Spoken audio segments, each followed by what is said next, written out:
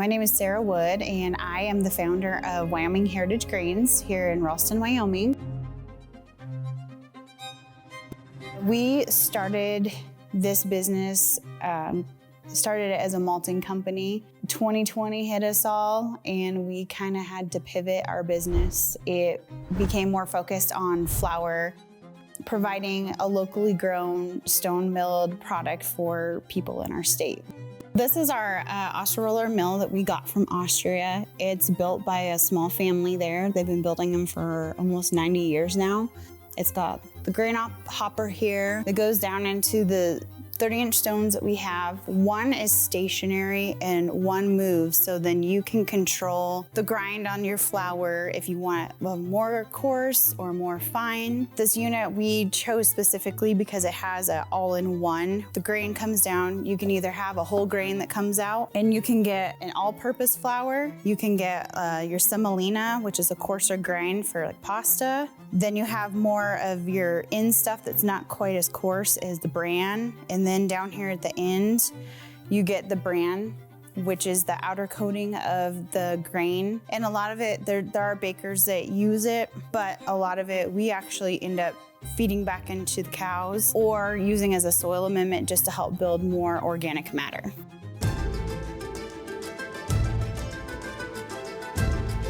Normal farming, commodity farming, you are monocropping. You're using one crop at a time. Nice clean fields, nice clean rows, and that's not how nature has intended us to do anything. We've kind of defied nature, worked against her and not with her. With regenerative ag, we are focused more on biomimicry. We want to work with her, we don't want to work against her. And a good example of this is if you go to a meadow or some sort of land that has not been developed, you see hundreds, if not thousands, of different species working together. They are growing together. It's a symbiotic relationship. And that's what regenerative farm really means, is you are growing your crops as an ecosystem. You want diversity in your crops. So with our wheats, we're not just growing a wheat. We're growing wheat, we're growing clover, we're growing peas together. We're growing everything that needs to be grown together to work. We want them to feed each other. We want it to be a full circle. You're not growing these products and having to use synthetic fertilizers or herbicides. You're bringing nature in. You want those good insects to come in to take care of that one insect that would be destroying your crop. For every one bad insect that can destroy your crop, there's 1,700 good ones that can come in and can keep that in balance. Regenerative farming is a balance. So heritage grains are anything that was pre-World War II. So grains that had not been hybridized yet. But with our grains, we took it a couple steps further back, and we sourced seeds that came to America or North America in the 1500s through the 1800s.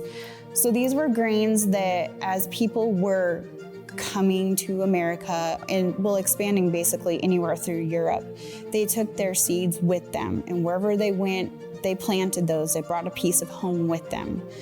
So a lot of these grains, they all started in the Fertile Crescent, and then they expanded out as people started traveling.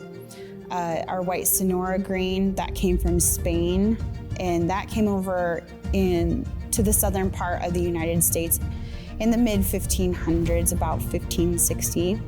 That's when Coronado started expanding his searches and brought missionaries along with them.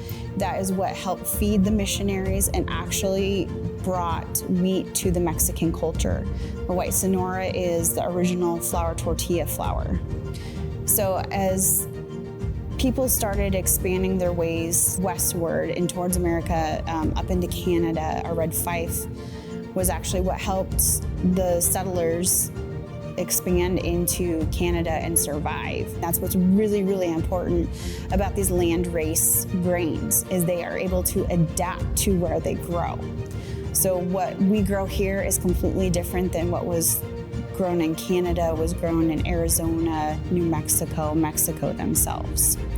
So this is what's really important about these grains, is also they have an identity. These heirloom heritage grains are a lot like a tomato. Would you rather have a tomato from the store, or would you rather have one grown in your garden?